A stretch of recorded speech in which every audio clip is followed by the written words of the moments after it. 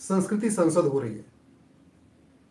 यह एक ऐतिहासिक कार्यक्रम होने जा रहा है जिसपे हम अपनी संस्कृति के बारे में बात करेंगे, हमारी संस्कृति अन्य संस्कृतियों से कैसे अलग है इस पर चर्चा करेंगे, हमारी संस्कृति के साथ क्या क्या खतरे हैं उस पर चर्चा करेंगे, और केवल खतरों पे चर्चा नहीं करेंगे बल्कि उसके समाधान पे चर्चा करेंगे, क्योंकि खतरों पे चर्चा तो बहुत लोग कर रहे हैं। इस संस्कृति संसद में हम खतरे और उसके मूल कारण, उसके अस्थायी समाधान, निवारण पे भी चर्चा करेंगे। मेरे साथ स्वामी जितेंद्रानंद सरस्वती जी हैं। आप अखिल भारतीय संत समिति के राष्ट्रीय महामंत्री हैं।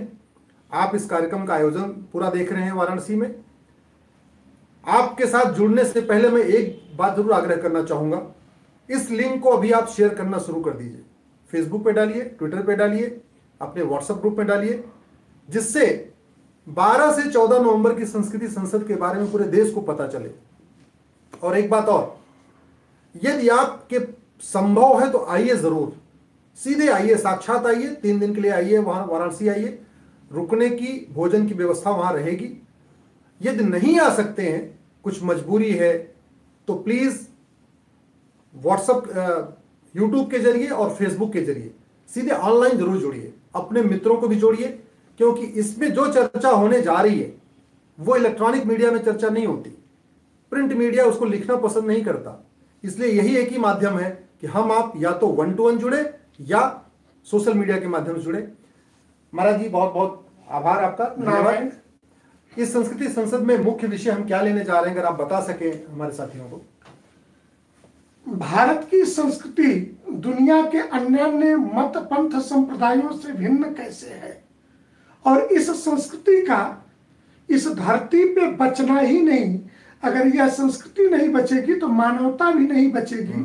इसलिए संस्कृति को बचाने के लिए हमें क्या करना है, आसन्न खतरे और उनका समाधान। अभी आपने पीछे घटना देखी कि इंडोनेशिया के प्रथम राष्ट्रपति की पुत्री ने सनातन हिंदू धर्म में वापसी की। तो ऐसी परिस्थितियों में, अब इंडोनेशिया दुनिया का सबसे बड़ा इस्लामिक देश है, लेकिन वहां की एक महारानी 70-72 वर्ष की अवस्था में घर वापसी करे तो प्रश्न तो उठता है। फिर जिस प्रकार की मार काट पूरे दुनिया में मची हुई है, उस परिस्थिति में हमारे देश की सीमाओं के हालात क्या है। चाणक्य के शब्दों में कि राष्ट्र की सीमाएं मां के आंचल की तरह होती हैं और पुत्रों का यह कर्तव्य है कि उस राष्ट्र की सीमाओं की रक्षा करे।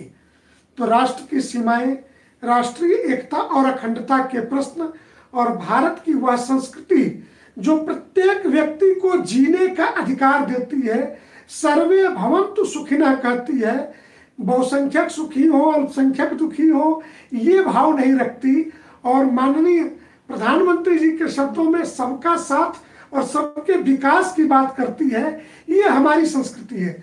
हमारी संस्कृति अफगानिस्तान के तालिबानियों की तरह नहीं है कि जहां शियाओं की मस्जिद में वो भी अल्लाह ताला को मानते हैं, बम विस्फोट करके उड़ा दें जुमे की नमाज में और कहें कि सिर्फ ओनली सुन्नी अलाउड।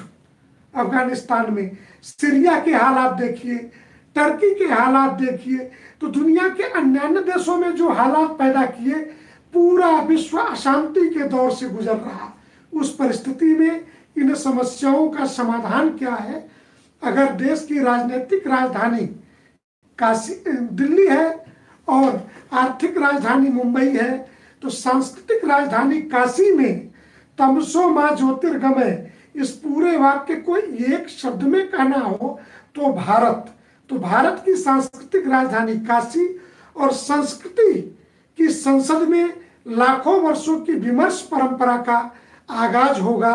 आप सादर आमंत्रित हैं। साथियों, इस संसद में जिनको जिनको आप सुनते हैं और जिनको आप सुनना पसंद करते हैं वो सब आ रहे हैं। मैं भी आ रहा हूं, सुधांशु जी आ रहे हैं, ऐसे देश भर से संपत जी आ रहे हैं, पूरे देश, इंद्रेश जी आ रहे हैं, माननीय इंद्रेश जी आ रहे हैं, ऐसे देश भर से प्रमुख वक्ता आ रहे हैं जो भारतीय संस्कृति के बारे में सोचते हैं, भारतीय संस्कृति को जीते हैं, वो लोग आ रहे हैं। और सुनने वाले भी वही आ रहे हैं जो भारतीय संस्कृति को समझते हैं और सुनते हैं और जीते हैं। इसलिए आपसे आग्रह कर रहा हूं, आइएगा जरूर। और युवाओं का आना खास तौर पे बहुत आवश्यक है, क्योंकि जो लोग सोशल मीडिया में एक्टिव हैं वो जब तक यहाँ आएंगे नहीं, 3 दिन बातों को सुनेंगे नहीं, सवाल जवाब करेंगे नहीं, अपने मन की जो शंका है उसका समाधान करेंगे नहीं, तब तक वो दूसरों को कैसे समझाएंगे। इसलिए आप लोगों का आना बहुत जरूरी है। अश्विनी जी, विद्वान होना, प्रश्नों के जवाब देना अथॉरिटी के नाते, ये एक प्रश्न है, लेकिन हजारों वर्ष के इतिहास में यह पहला मौका आया है कि जो धर्माचार्य और धर्मशास्त्री दोनों उस मंच पे हैं जिनके समाधान को ही भारत और सनातन धर्म स्वीकार करता है। शास्त्रों में क्या है, उपनिषदों में क्या है, और इन वामपंथियों ने, कम्युनिस्टों ने पूरे दुनिया में हिंदुत्व के बारे में, सनातन धर्म के बारे में, हमारी संस्कृति के बारे में जो दुष्प्रचार कर रखा है, ये दोनों दो भिन्न बातें हैं। तो श्री काशी विद्वत परिषद, अखिल भारतीय संत समिति, धर्माचार्य और धर्मशास्त्री धर्म की सही मायने में व्याख्या देश के हजारों वर्षों के इतिहास में पहली बार किसी मंच पर होने जा रही है। तो आप आए जरूर, नहीं आ सकते तो सोशल मीडिया के विभिन्न माध्यमों से इसे देखें, सुने, और पहली बार हम निर्णय देने की स्थिति में, एक जजमेंट सुनाने की स्थिति में भारत की भूमि पर, भारत की सांस्कृतिक राजधानी काशी में संस्कृति संसद 12, 13, 14 नवंबर 2021 आप सादर आमंत्रित हैं।